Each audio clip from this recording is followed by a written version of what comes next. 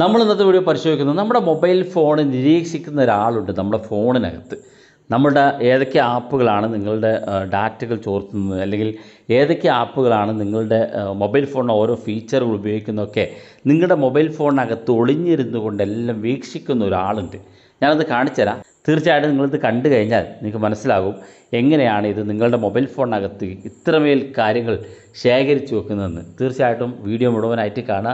നിങ്ങളുടെ സുഹൃത്തുക്കൾ കൂടി വീഡിയോ ഷെയർ ചെയ്ത് കൊടുക്കുക. വളരെ ഇൻഫോർമേറ്റീവായിട്ടുള്ള വീഡിയോകളാണ് നമ്മൾ ദിവസവും ചെയ്യുന്നത്. വീഡിയോകളൊക്കെ കൃത്യമായിട്ട് നിങ്ങൾ കാണാൻ ശ്രമിക്കുക.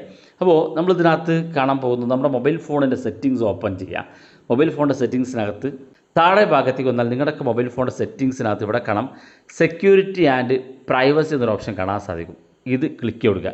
ഇനി ഇങ്ങനൊരു ഫീച്ചർ ഇല്ലാത്ത ആളുകളുടെ മൊബൈൽ ഫോണിലേക്ക് ഞാൻ മറ്റൊരു സെറ്റിങ്സ് പറഞ്ഞുതരാം വീഡിയോക്ക് അവസാനം. വീഡിയോ മുഴുവനായിട്ട് കണ്ടു നോക്കുക. അപ്പോൾ നമ്മൾ ഈ സെക്യൂരിറ്റി ആൻഡ് പ്രൈവസി എന്ന് കാണുന്ന ഭാഗത്തേക്ക് ക്ലിക്ക് ചെയ്ത് കഴിഞ്ഞാൽ ഇവിടെ നിങ്ങൾ താഴെ ഭാഗത്തേക്ക് വരിക.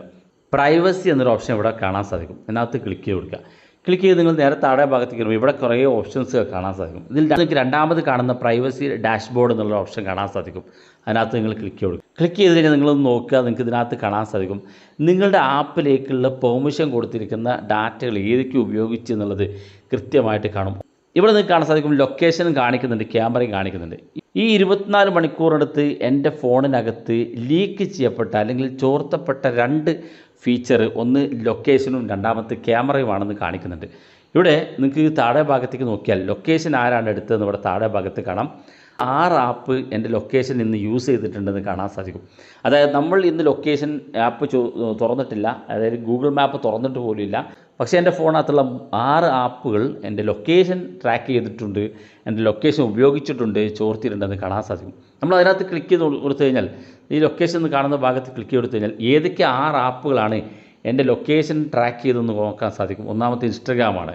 ഇവിടെ 14 മിനിറ്റ് മുന്നെയാണ് എൻ്റെ ഇൻസ്റ്റഗ്രാം അക്കൗണ്ട് എൻ്റെ ലൊക്കേഷൻ ട്രാക്ക് ചെയ്തത്. ഇത് ഇൻസ്റ്റാഗ്രാമിൻ്റെ ഒരു പ്രത്യേകത എന്ന് പറയുന്നത് ഓരോ സെക്കൻഡിലും നമ്മുടെ ലൊക്കേഷൻ നിയർ ബൈ ഷെയറിംഗ് ആയിട്ട് ഇങ്ങനെ സെർച്ച് ചെയ്തുകൊണ്ട് പോകും.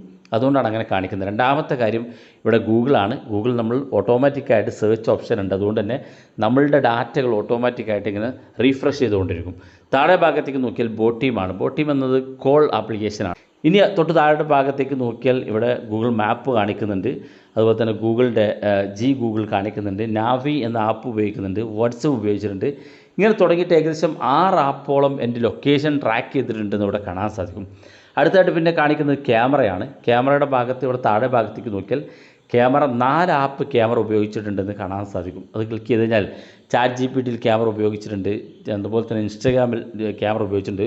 സൂപ്പർ മണി എന്ന ആപ്പ് ഉപയോഗിച്ച് ക്യാമറ ഉപയോഗിച്ചിട്ടുണ്ട്. യൂട്യൂബിനകത്ത് എൻ്റെ ക്യാമറ ഉപയോഗിച്ചിട്ടുണ്ട്.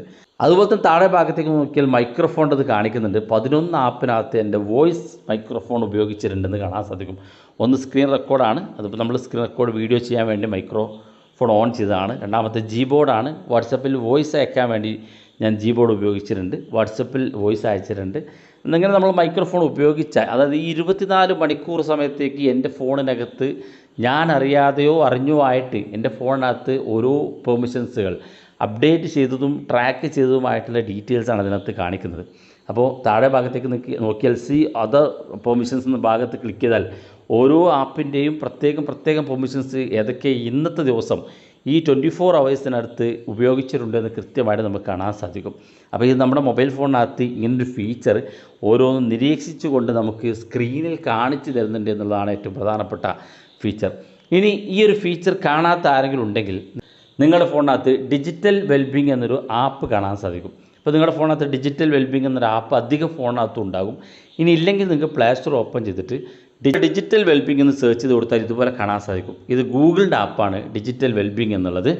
ഇപ്പോൾ എൻ്റെ ഫോണിനകത്ത് ഞാൻ ഉപയോഗിക്കുന്ന ഓപ്പോ മൊബൈൽ ഫോണിനകത്ത് തന്നെ അതിനകത്ത് സൗകര്യമുണ്ട്. ഇനി അത്തരം സൗകര്യമില്ലാത്ത ഏതെങ്കിലും ഫോണുകളുണ്ടെങ്കിൽ ഈ ഡിജിറ്റൽ വെൽബിങ് എന്നുള്ളത് നിങ്ങൾ ഡൗൺലോഡ് ചെയ്ത് ജസ്റ്റ് ഒന്ന് ട്രൈ ചെയ്ത് നോക്കിയാൽ മതി. അതിനകത്ത് ഇത്തരത്തിൽ ഡാറ്റകൾ നിങ്ങൾക്ക് കാണാൻ സാധിക്കും. വീഡിയോ ഇഷ്ടപ്പെട്ടെങ്കിൽ നിങ്ങളെ സുഹൃത്തുക്കൾക്ക് മറക്കാതെ ഷെയർ ചെയ്ത് കൊടുക്കുക. ഇതുപോലുള്ള വ്യത്യസ്തമായ അറിവുകളുമായി നമുക്ക് അടുത്ത വീഡിയോയിൽ കാണാം.